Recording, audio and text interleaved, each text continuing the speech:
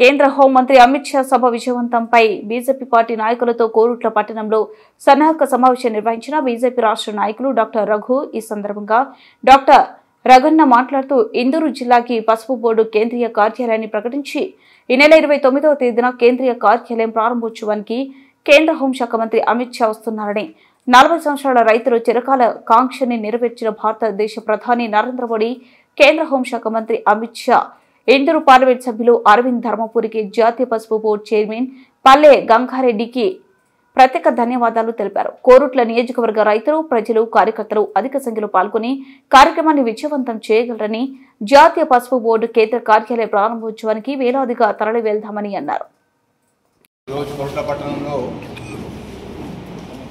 ఇందూరు పసుపు బోర్డు కార్యాలయం ఇనాగ్రేషన్ చేస్తున్న మన హోంమంత్రి అమిత్ షా గారికి స్వాగతం పలకడానికి సన్నాహితం అవుతున్న సభ ఇది.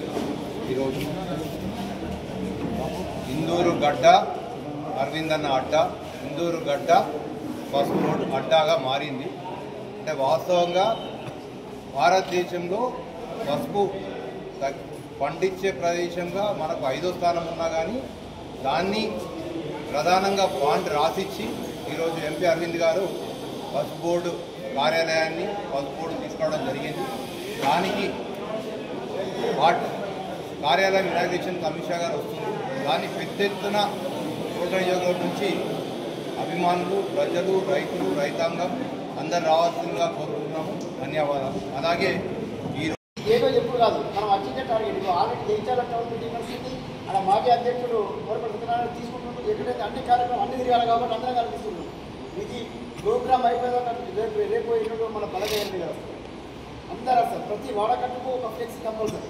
ఫ్లెక్సీ ప్రోటోకాల్ ఏది ఉంటుంది, నరేంద్ర మోడీ గారిని, నడ్డాది, సపోజ్ జిల్లా అధ్యక్షుడిని డాక్టర్ రఘు కాన్స్టిట్యూన్సీ ఇన్ఛార్జ్ ఈయన, ఈ యొక్క డాక్టర్ రఘు ఈ కాన్స్టిట్యూన్సీ మొత్తం తరలిస్తున్నాడో ఇలా మనం అందరం కూడా దీన్ని పోరాడాలా. వారి యొక్క ఏదున్నా వారితో కమ్యూనికేషన్ ఉండవలసిందిగా నేను ఒక జిల్లా అధ్యక్షుడిగా మీ అందరికీ తెలియజేస్తున్నాను. మీ అందరూ తెలుసుకోండి, ఇంతకుముందు మన కాన్స్టిట్యూన్సీలో కూడా ఓడుతున్నారంటే ఇవ్వలేదు. ఇప్పుడు అన్నగారు మనం ప్రత్యేకంగా డాక్టర్ రఘుని కాన్స్టిట్యూన్సీలో నియమించిండు. వీరందరూ వీరు రేపు పొద్దుగాల మనకు ఐస్మెంట్ క్యాండిడేట్, రేపు పొద్దుగాల ఏది అవసరం ఉన్నా ఏదున్నా ఈయన కోర్టుల కాన్స్టిట్యూన్సీలో ఉంటాడు. ఏదైనా ఆపదకు సంపద కూడా బాధ్యత మీకు ఫోన్ చేయాలని చెప్పి మీకు మనస్ఫూర్తి చెప్తుంది. డాక్టర్ మీకు ప్రతి వారం ఫోన్ చేస్తారు. మీరు దాన్ని సహకరించాలా, అందరం ఓళ్ళ కూడా కోఆపరేషన్ చేసుకోవాలా. ఈసారి ఎమ్మెల్యే సీట్ మనం గెలుస్తున్నాము. ఈ కోర్టుల సీటు ఖచ్చితంగా మనము కాచా మన పక్కనే